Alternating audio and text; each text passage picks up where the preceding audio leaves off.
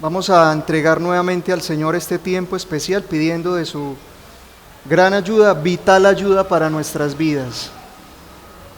Así que quiete su alma, su corazón y vamos a orar delante de nuestro amado Señor. Señor Dios soberano, te damos gracias por tu infinita bondad y misericordia. Tú gobiernas soberanamente desde los cielos, eres el Dios todopoderoso, el omnipotente, y has permitido en tu gran fidelidad y bondad que hoy estemos, Señor, una vez más en el día del Señor. Y hoy te rogamos que nos ayudes y que permitas que tu Santo Espíritu ponga en nosotros el querer como el hacer por tu buena voluntad, para hacer lo que te agrada y para tener el entendimiento de las santas Escrituras. Guíanos hoy, Señor, y permítenos ser sensibles a la Escritura, a no ser solo oidores, sino hacedores de tu palabra. En el nombre de nuestro amado Señor Jesucristo oramos y te damos gracias. Amén.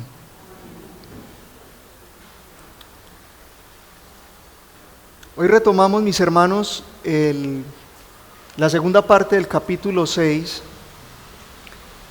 que tiene como título de la caída del hombre, del pecado y su castigo.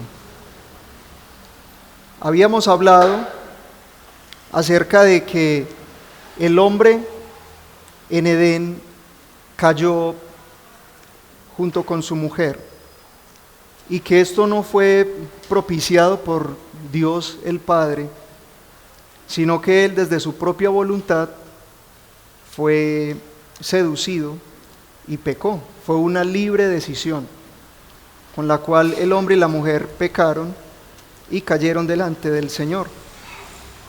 Esto nos muestra claramente que el hombre necesita una justificación, necesita la redención para su vida y como consiguiente o como consecuente la glorificación de todo su ser para ser restaurado entera, completa y perfectamente cuando nuestro amado Señor Jesucristo termine de destruir por completamente la maldad. Él venció en la cruz, pero cuando venga el Señor será terminado completamente el azote del hombre, que es el pecado. Sin lugar a duda estamos en un tiempo difícil en el cual seguimos cometiendo pecados, seguimos quebrantando algunos mandamientos y esto nos hace diferentes a los hombres del mundo, los cuales pecan deliberadamente y no les importa qué tanto esto deshonra al Señor, qué tanto esto le desagrada. El hombre es enteramente culpable y vamos a mirar el esquema de nuestro capítulo siguiendo este mismo comentario e introducción. En el párrafo 1 hablamos en la clase hace 8 días sobre el origen del pecado y la caída. También vimos que es un pecado representativo. Adán nos representa como cabeza federal. Él fue quien nos representa ante toda esa raza caída. En el párrafo 3 vimos el pecado original y cómo después de que Adán pecó, inició esa cadena de depravación total en el hombre, cometiendo actos enteramente pecaminosos y totalmente desagradables y desaprobados por nuestro Dios. Esos fueron los 3 primeros párrafos que vimos. Hoy vamos a culminar con este capítulo. Vamos a ver entonces el párrafo 4 que habla acerca del pecado actual. Y muy seguramente aquí se van a responder algunas de las preguntas que ustedes hicieron hace 8 días. Yo las tengo acá, hermanos. Entonces va a ser muy, muy especial y muy interesante poder, en la ayuda del Señor, responder esas preguntas. El párrafo 4 nos va a hablar acerca del pecado actual, cómo ese pecado todavía sigue en la vida del impío, pero también en la vida del creyente. Sigue todavía, y eso no debe de espantarnos, antes debe traernos más temor del Señor, más comunión, más santidad y perseverar mucho más. Y por último, el párrafo 5, hablaremos acerca de ese pecado remanente en el creyente. Miremos entonces qué dice nuestra confesión en su declaración. Dice así: de esta corrupción original, por la cual estamos completamente indispuestos, incapacitados y opuestos a todo bien y enteramente inclinados a todo mal, proceden en sí todas las transgresiones. Entendiendo un poquitico acerca de esto, mis hermanos, miremos algo muy interesante, y es que en esta parte dice, de esta corrupción original, y si nos trasladamos a esta última parte, proceden en sí todas las transgresiones, para entender un poco más esa parte. De esta corrupción original, ¿cuál corrupción original? La que cometieron Adán y Eva. De esa corrupción original proceden en sí todas las transgresiones. De pronto usted ha escuchado o ha leído en la palabra sobre transgresión. Una transgresión, ¿qué es?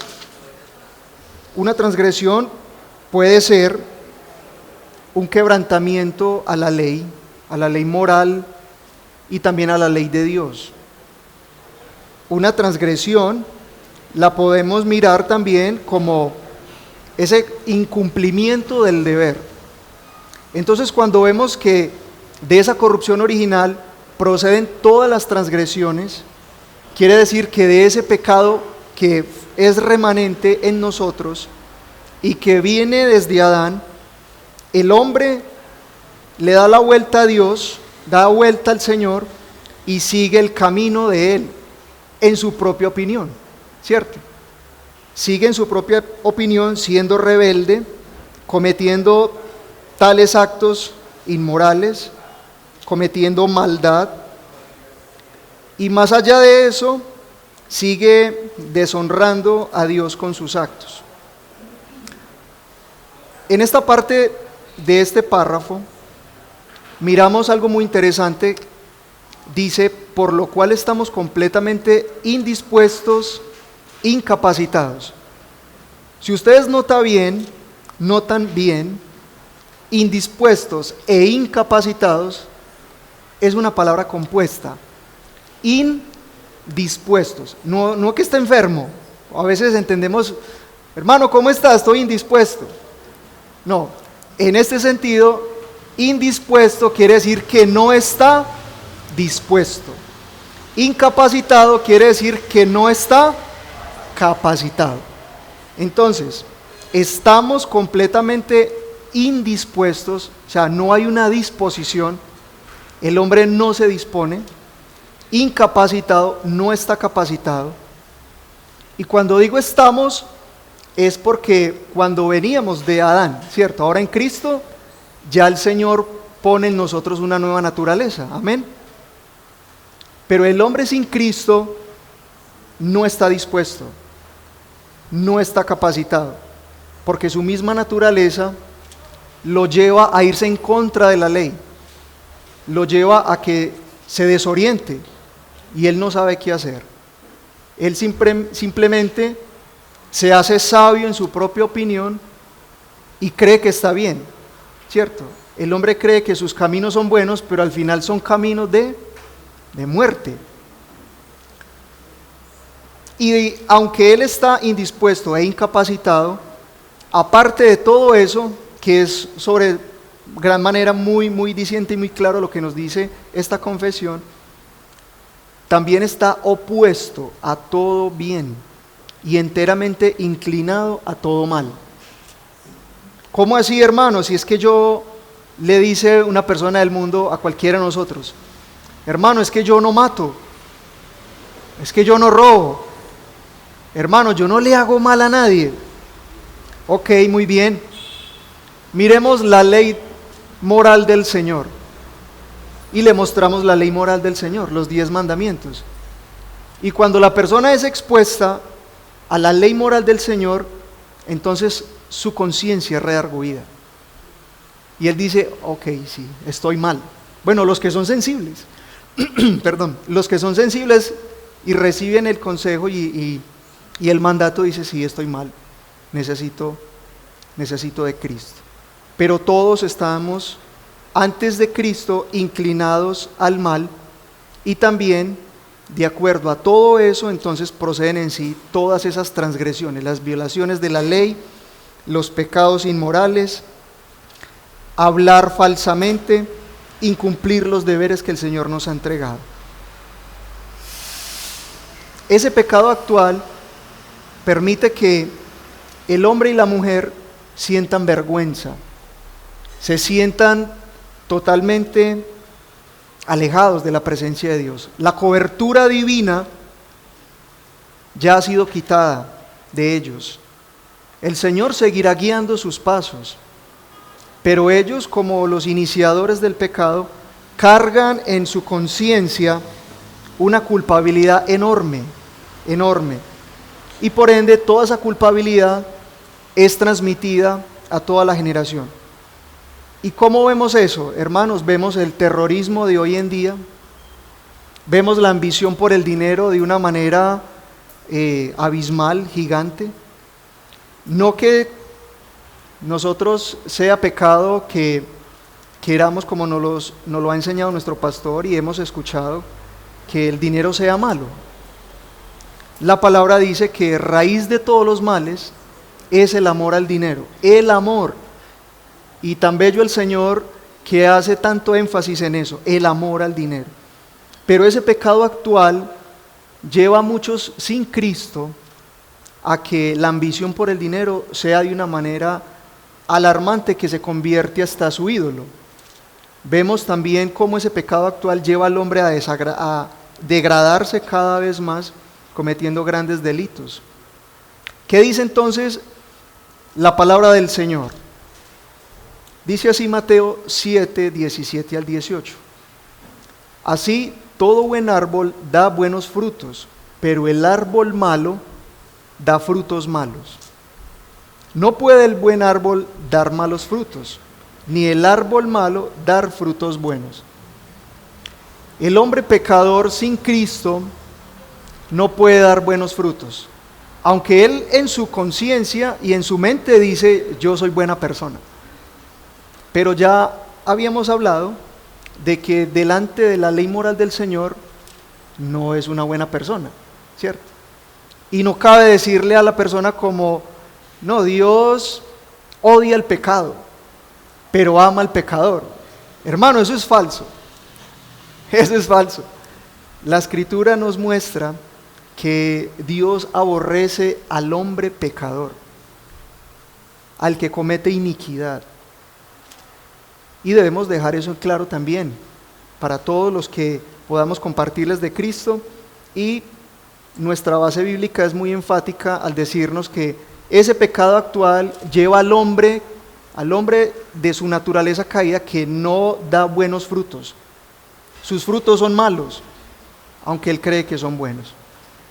Juan 6, 44 al 65 nos dice, ninguno puede venir a mí si el Padre que me envió no le trajere, y yo le resucitaré en el día postrero.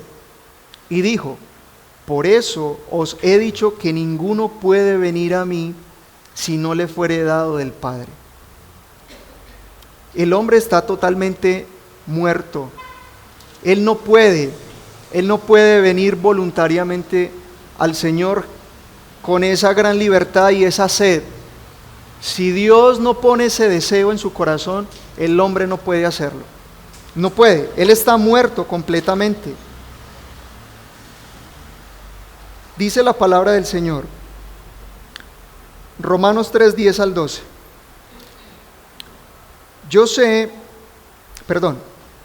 No hay justo ni aun uno, no hay quien entienda, no hay quien busque a Dios. Todos se desviaron, a una se hicieron inútiles, no hay quien haga lo bueno, no hay ni siquiera uno. Ese es un absoluto muy, muy tremendo en la Escritura. No hay ni siquiera uno. Solo nuestro Señor Jesús, para que Él se lleve la gloria, la honra y toda la alabanza. Pero el hombre en su pecado no puede ni tiene esa capacidad, porque su vida no le permite en su estado de pecado venir a Cristo. También leemos en la Escritura, dice, en la palabra del Señor, dice el necio en su corazón, no hay Dios. Se han corrompido, hacen obras abominables. No hay quien haga el bien. Jehová miró desde los cielos sobre los hijos de los hombres, para ver si había algún entendido que buscara a Dios. Todos se desviaron a una se han corrompido. No hay quien haga lo bueno, no hay ni siquiera uno. El apóstol Pablo está tomando este texto del Salmo 14, del 1 al 3. Y él está hablando acerca de esto. Y el Antiguo Testamento nos está mostrando que no hay ni siquiera uno. El Nuevo Testamento nos dice, no hay ni siquiera uno. Y es muy claro y muy enfática la Escritura cuando nos dice sobre ese pecado que está en el hombre. No hay quien haga lo bueno. No hay quien busque al Señor. Hasta ahí, mis hermanos, hablamos acerca de el pecado actual. Ahora vamos a pasar al pecado remanente. Y aquí empieza la situación a ponerse un poco más, digamos, más especial. Porque esto ya nos compete más a nosotros, ese pecado remanente. La declaración dice, la corrupción de la naturaleza permanece durante esta vida en los que son regenerados. Y aunque aquella sea perdonada y mortificada por medio de Cristo, ella misma y sus primeros impulsos son verdadera y propiamente pecado. Esto es muy cierto, mis hermanos. La corrupción de la naturaleza permanece durante esta vida en los que somos regenerados. Todo el que es regenerado por Cristo, pues sencillamente su vida de pecado sigue hasta que el Señor Jesucristo venga y corte completamente el pecado. Pero nosotros seguimos batallando. Todos los días seguimos luchando con el yo. Todos los días batallamos con el orgullo, los malos pensamientos, las malas intenciones del corazón, con la lengua, ¿sí? Y con muchas cosas más. Esa corrupción todavía sigue en nosotros, pero Cristo Jesús ha hecho una obra que ha regenerado nuestras vidas. Ahora somos hombres y ustedes mujeres regeneradas por la obra redentora de Cristo en la cruz. En esta vida presente lucharemos, batallaremos en contra de Satanás, en contra de nuestro propio pecado. Y aunque no veamos todas esas cosas espirituales, hay una lucha, hay una batalla. La palabra del Señor dice en 2 Corintios, porque las armas de nuestra milicia no son carnales, sino poderosas en Dios para la destrucción de fortalezas. Hay una lucha espiritual muy fuerte en la vida del creyente, porque ese pecado y esa carne se quieren levantar. Y nuestra confesión nos dice que aunque somos regenerados, esa corrupción sigue en nosotros, sigue. Y si tú estás casado o casada, más aún te das cuenta cómo esa lucha con tu cónyuge se hace a veces tan evidente, porque te has casado con un pecador, o yo me he casado con una pecadora también, y tenemos esa gran lucha, esa gran batalla. Y sigue diciendo la confesión, y aunque aquella sea perdonada, sabemos que el Señor ha perdonado nuestros pecados, que aunque Él es omnisciente, Él olvida nuestro pecado. ¿Qué tan maravilloso es el Señor? Él es omnisciente, pero dice la Escritura que Él envía lo profundo de la mar nuestros pecados. pero Él es omnisciente y lo sabe todo. Sabe completamente que nosotros le fallamos y aún así nos otorga el perdón y su gracia. Esta gran corrupción es perdonada, pero también mortificada. Allí vemos la soberanía de nuestro Dios mediante el perdón, pero también vemos la mortificación del pecado, que ya no es de parte del Señor, sino que ¿a quién le corresponde? Al hombre. Mi vida misma me corresponde mortificar cada día el pecado, todos los días, constantes, utilizando las disciplinas espirituales o los medios de gracia que conocemos, la oración, la meditación de la palabra, el congregarnos, todas esas disciplinas espirituales.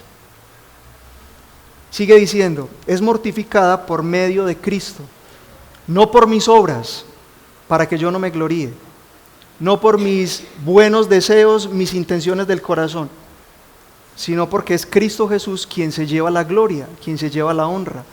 Es Él el que me ayuda a mí, Él es el que me fortalece, el que me ciñe de poder, el que pone en mí el querer como el hacer por su buena voluntad, el que adiestra mis manos para la batalla, el que prepara mis dedos para la guerra, es Él. Ella misma y sus primeros impulsos son verdadera y propiamente pecado. Dice la Escritura en 1 Juan 1:8, si decimos que no tenemos pecado, nos engañamos a nosotros mismos y la verdad no está en nosotros. El cristiano fiel y verdadero, el hombre y la mujer genuina, debemos de saber que el pecado convive con nosotros, que el pecado está a las puertas.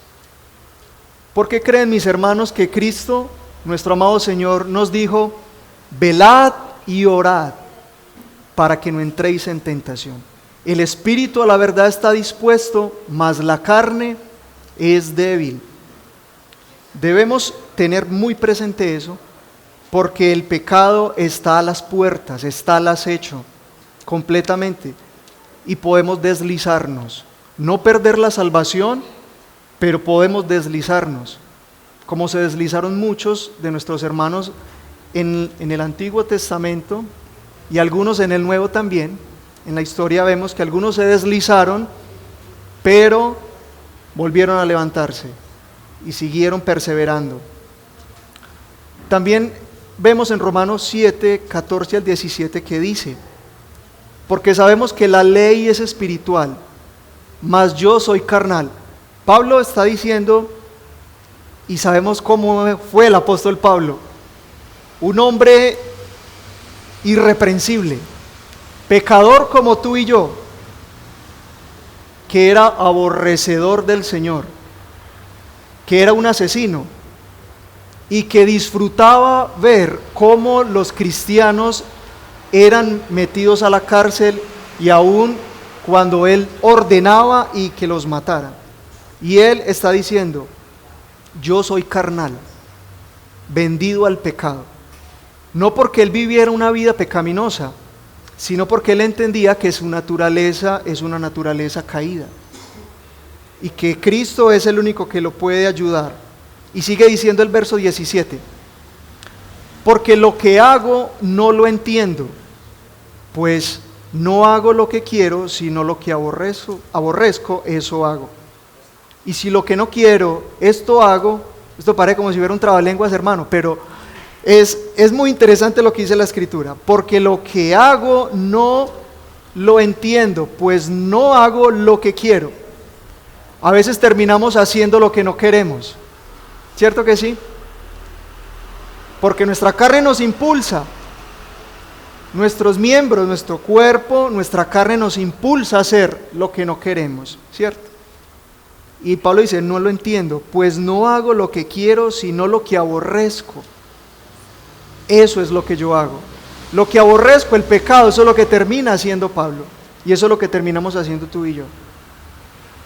Y si lo que no quiero, esto hago, apruebo que la ley es buena. De manera que ya no soy yo quien hace aquello, sino el pecado que mora en mí. Claro, la ley es buena porque nos muestra nuestro pecado. La ley es como un espejo que muestra y revela lo que tú y yo somos. Eso dice el apóstol Pablo. La Escritura nos dice lo siguiente: si decimos que no tenemos pecado, en 1 Juan estábamos leyendo, voy a leerlo hasta el 10, acá está hasta el 8. Si decimos que no tenemos pecado, nos engañamos a nosotros mismos y la verdad no está en nosotros. Si confesamos nuestros pecados, mira en el plural, no nuestro pecado, nuestros pecados, son muchos. Él es fiel y justo para perdonar nuestros pecados y limpiarnos de toda maldad.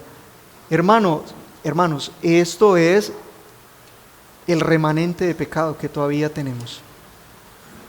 Todavía estamos siendo vulnerables y somos vulnerables a cometer actos pecaminosos, ¿sí? Que ya no estamos bajo el yugo de la esclavitud del pecado. Ya el Señor le quitó a Satanás las riendas de nuestra vida para que nosotros actuáramos en libertad. Ya el Señor ha puesto el freno, puso el cabestro y allí nos tiene ceñidos, fortalecidos. Allí nos tiene atrapados el Señor. Por eso ya no somos esclavos del pecado, sino que somos esclavos ¿de quién? De Cristo, ¿cierto? Ya somos esclavos de Cristo. Y hago aquí un pequeño paréntesis. Recordemos que en el Antiguo Testamento los esclavos, cuando pertenecían a algún rey, a alguna persona que pagaba por él, este esclavo, cuando ya llega el momento de su libertad, si él quería nuevamente estar con su amo, el amo le hacía una señal en su oreja, ¿cierto? Con lesna, con una especie de punzón, le horadaba, dice la Escritura, la oreja. Y todo el que veía a ese hombre, a ese esclavo, ya decía, este ya no es esclavo porque pagaron por él, porque está subyugado, ahora este es esclavo por amor. Y ahora nosotros somos esclavos por amor, ya no bajo el yugo de la esclavitud, sino ahora bajo el yugo de Cristo. Llevad mi yugo, dice el Señor, porque mi yugo es fácil y ligera mi carga.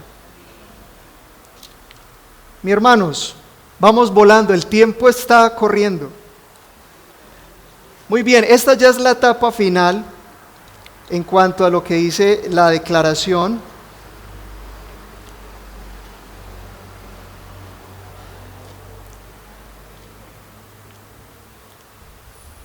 Aquí empieza, hermano, lo más bueno.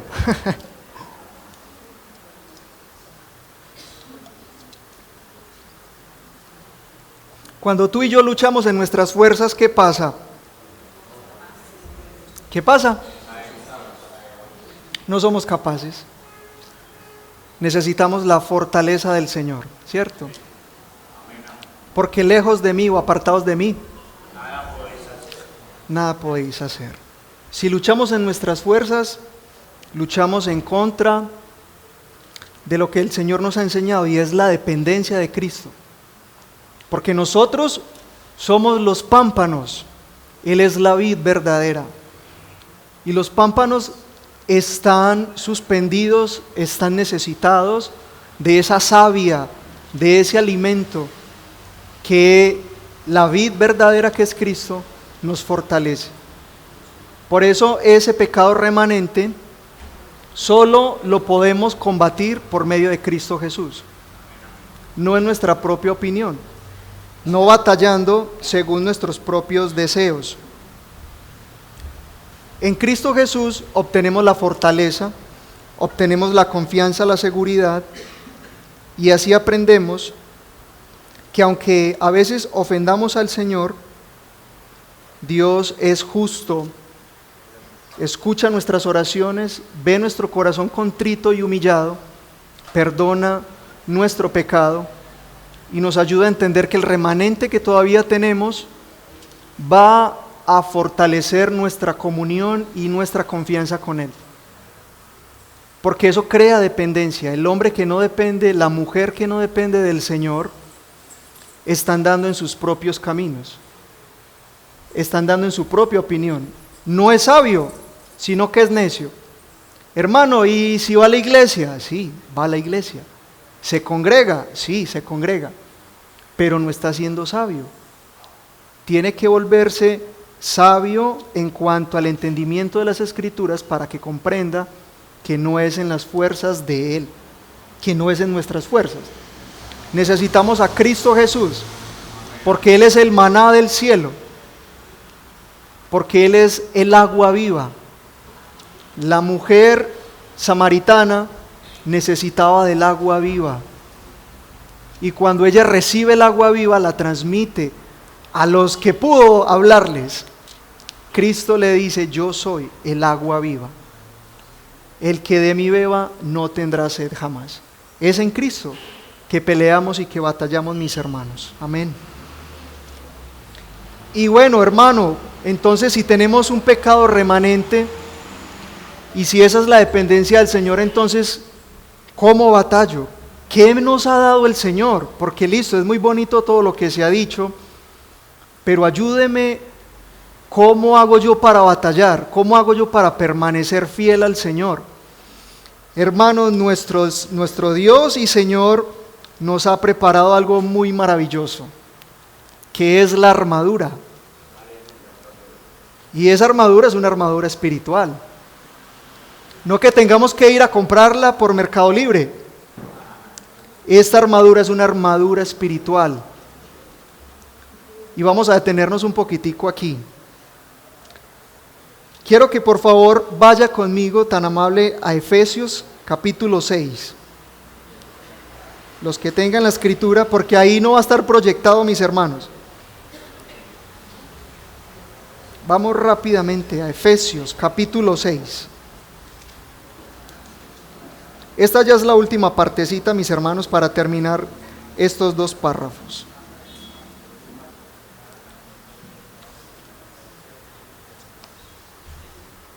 Efesios capítulo 6, versículo 10.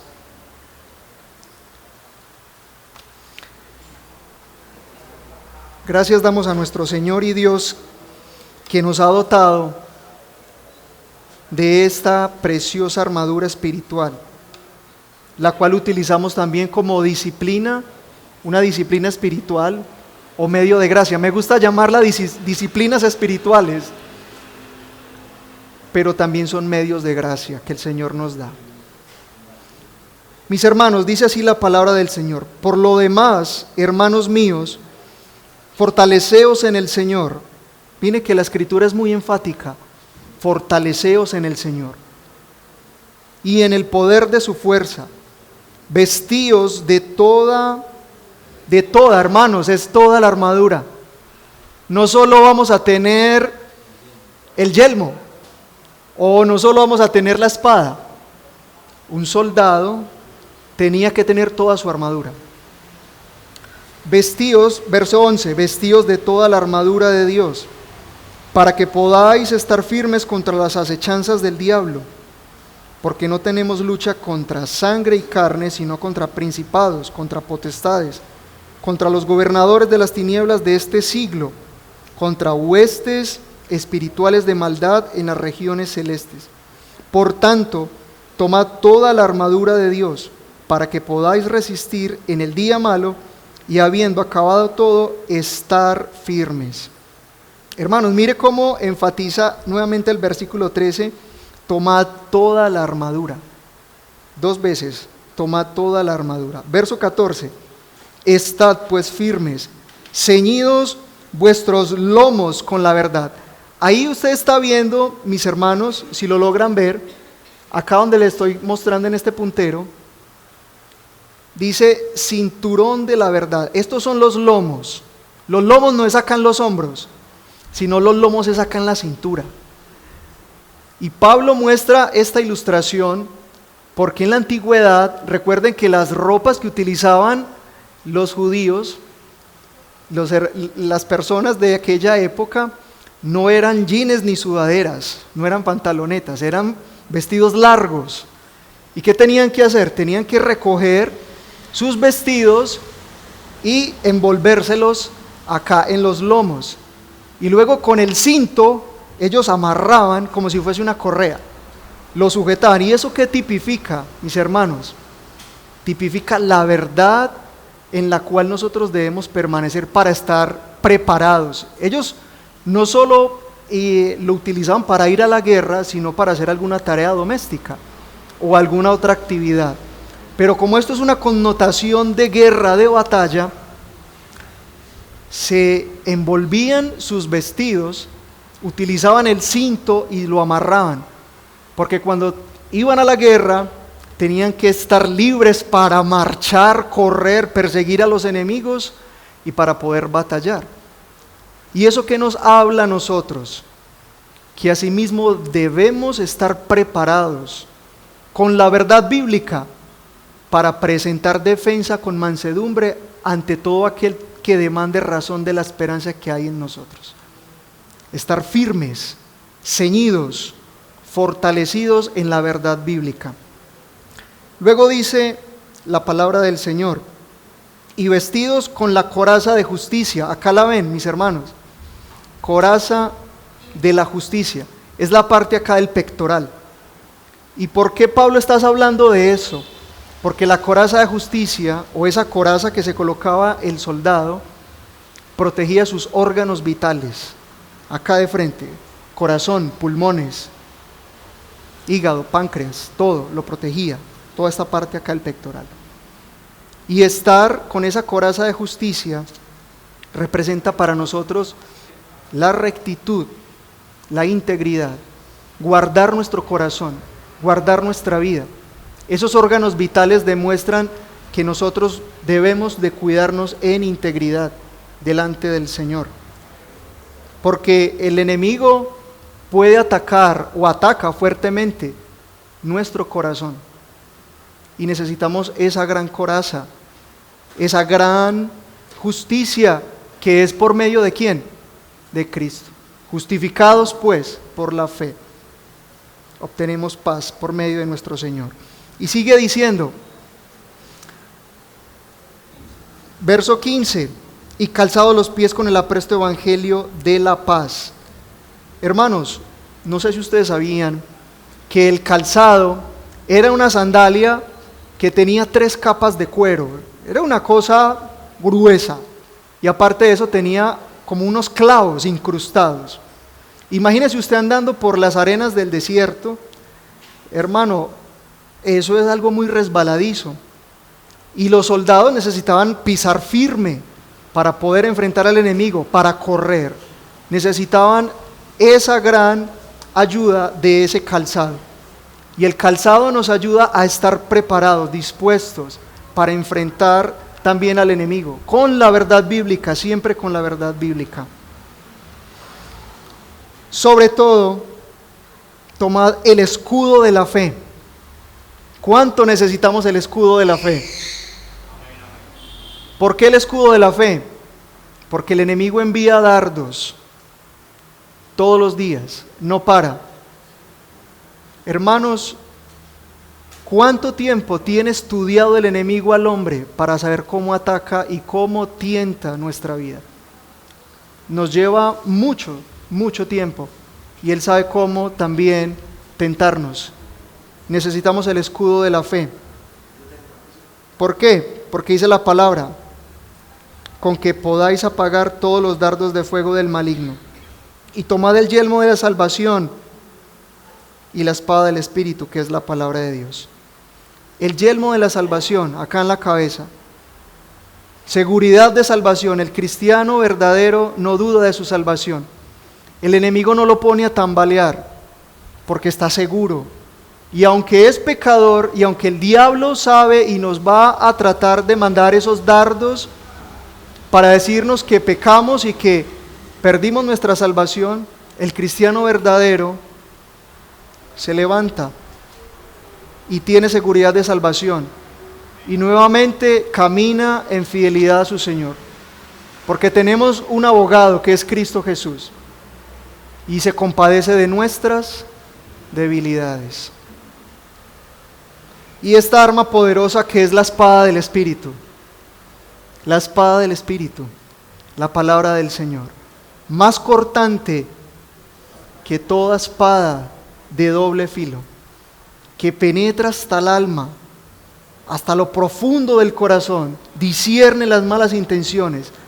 Es tan poderosa que dice la Escritura que ingresa o penetra hasta los tuétanos de los huesos. Hermanos, los tuétanos de los huesos, cuando hemos comido esos huesitos, que es por dentro, hermanos, la Biblia dice que es profunda, profunda, y discierne esos malos pensamientos. Que el Señor nos ayude a seguir perseverando todos los días. No desmayemos, mis hermanos.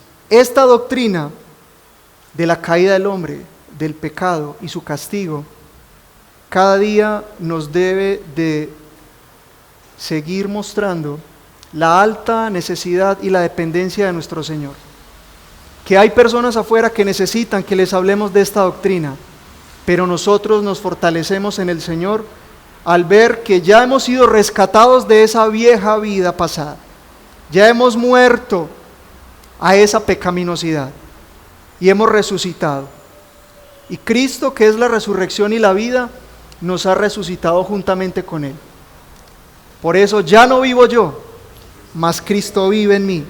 Y lo que ahora vivo en la carne, lo vivo en la fe, en el Hijo de Dios, el cual me amó y se entregó a sí mismo por mí. Amén.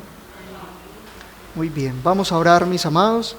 Vamos a dar paso a las preguntas que ustedes hace 8 días hicieron. Vamos a darle prioridad a esas preguntas y luego a las siguientes preguntas. Muy bien, vamos a orar.